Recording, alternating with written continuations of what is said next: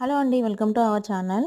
ఈరోజు వీడియో ఏంటంటే ఆహ్, చ్ కూరగాయలు గానీ, వెజిటబుల్ గానీ కట్ చేసిన చెత్త ఉంటుంది కదా! సో, దాన్ని ఇలా చిన్న చిన్న పార్ట్స్‌లో చేసుకొని లేదా ఇలా ఉన్నా పర్లేదు.